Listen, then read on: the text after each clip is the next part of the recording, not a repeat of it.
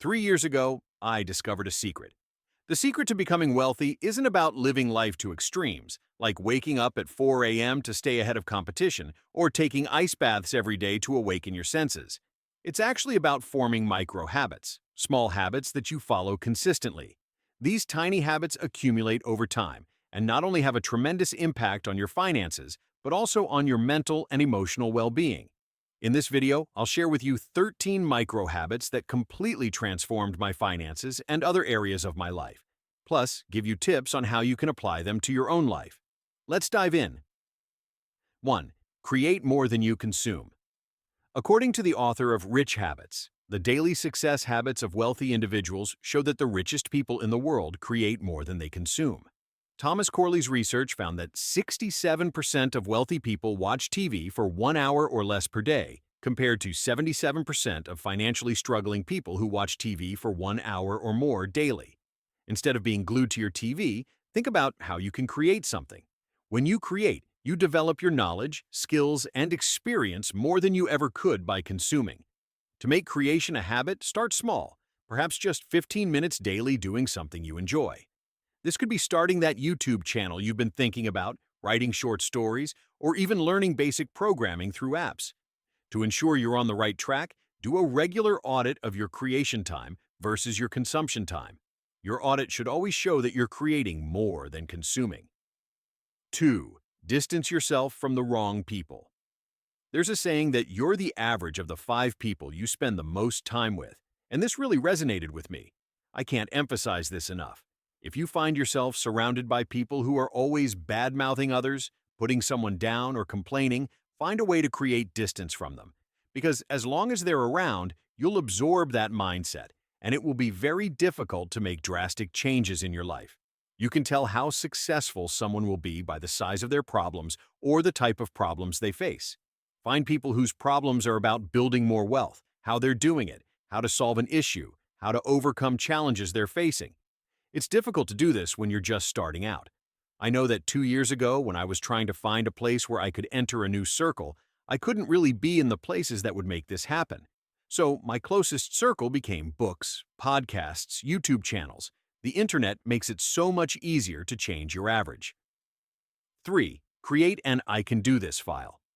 I document almost everything. Whenever I accomplish something significant, I write it down. Whenever I reach an important milestone, I write it down. Whenever I'm paralyzed by fear or doubt about starting something new, I write it down.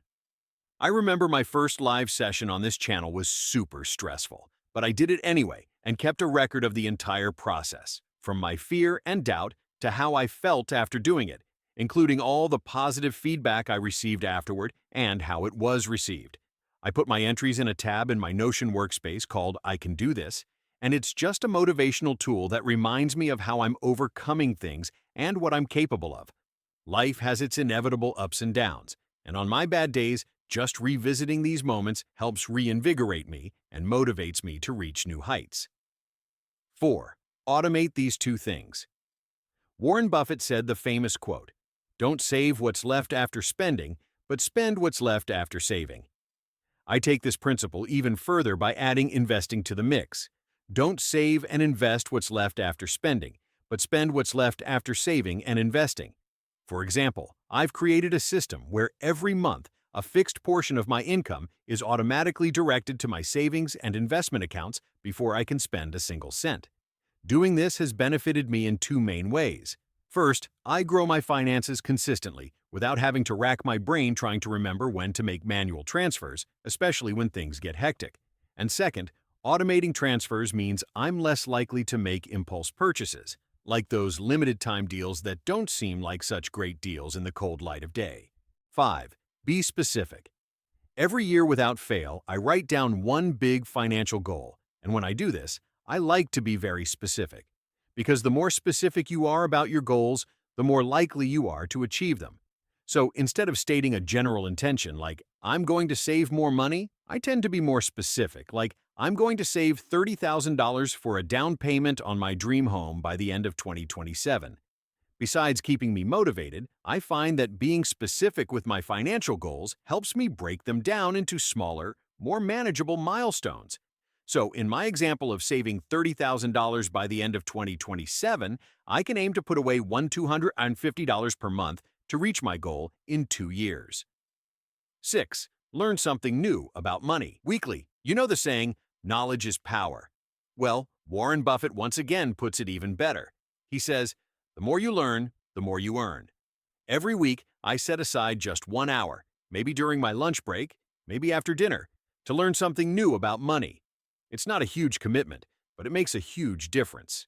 Currently, I'm diving deep into behavioral finance, understanding how our early experiences shape our financial mindset. And it's truly fascinating to see how childhood experiences, even from as young as 7 years old, influence whether someone becomes a confident investor or feels anxious about spending. There's always something new to learn, and each bit of financial knowledge makes sense, whether it's learning about a new investment app or understanding how to better negotiate. These little lessons keep opening new doors. 7. Stop caring about opinions. Everyone cares about other people's opinions to some extent, and it's one of the hardest habits to shake. But when you do, you start to venture out more and take bigger risks. One thing that helped me overcome this and stop caring so much about others' opinions was asking myself this simple question. In the grand scheme of achieving my life goals, how important is this person's opinion? If the answer is not very important or something similar, I focus fully on what I want to achieve and how I want to do it based on my own values, not on others' opinions. 8. Understand the yes trap. Learning to say no has been really hard for me, and according to a study published by the Sci School, I think, I'm not alone. We all feel this way to a greater or lesser degree. It's a phenomenon psychologists call the yes trap, a deeply rooted feeling that we should always say yes to requests, invitations, and opportunities, even when our plates are already full. The consequences of the yes trap include burnout, resentment, and neglect of self-care, but also missed opportunities. By saying yes to everything, we fail to pursue opportunities that might actually align much more with our goals. Something I found that really helped me with this was truly crystallizing my goals. When you can get clarity on your goals, you can beat the yes trap because it becomes easier to say no to anything that doesn't advance them. So step 1, get crystal clear on your goals. Step 2, whenever you receive a new request, ask yourself, will this help me achieve my goals, or is it a potential distraction? 9. Diversify your financial life through multiple income streams. Why? Because most millionaires you know will have multiple streams of income, and this really is key to building wealth. And if one of your income sources is affected, others can make up for it, allowing you to maintain a healthy cash flow. If you're wondering how you can create a second income stream, take stock of your skills, your expertise, your interests, and think about how you can monetize them. I have another video here that goes into more details about the possible ways to monetize your passion. But what I want to add here is to fight the temptation to create multiple income streams at the same time. Start with one and then build up when that one is self-sustaining. You can consider moving on to other opportunities. 10. Simplify decision-making. Steve Jobs was known for wearing his iconic black turtleneck, blue jeans, and New Balance 1000 sneakers. And when Mark Zuckerberg came on the scene, he often wore gray t-shirts and jeans. The two had the same idea. They wore the same outfit every day to reduce decision fatigue, saving their decision-making energy for more pressing matters. I've applied this to my own life by wearing a few selected outfits during my working hours or specifically during filming. Automating these repetitive tasks means there's less friction in me sitting down here and recording. They save a tremendous amount of time, but also a good amount of money. So think about which areas of your life you can optimize to try and buy back more time and energy. 11. Take action before you feel ready. There's no perfect time to start something new. You'll never feel completely ready, and tomorrow never comes. So whenever a good idea comes to mind, I try not to procrastinate. I just take the leap of faith and take the first step. When I do this, I might hit some great points, but I'm also very likely to make some mistakes, which I've learned along the way, and that's okay. It's all part of the learning process. The main point is to trust your gut and take that first step, even if you don't feel ready for it. 12. Ask questions. Research shows that more than 45% of Americans don't talk about money with family, friends, spouses, or partners. But the same research states that 66% of Americans believe that conversations about money are essential to achieving financial freedom. Most people don't like talking about money, but if you want to reach your financial goals, that's exactly what you need to be doing more often. Having money conversations doesn't have to be about comparison. It can be about understanding people's financial values and learning their strategies. You can start a financial conversation in a casual, non-invasive way by asking open-ended questions like, "I've been thinking about budgeting lately. How do you manage yours?"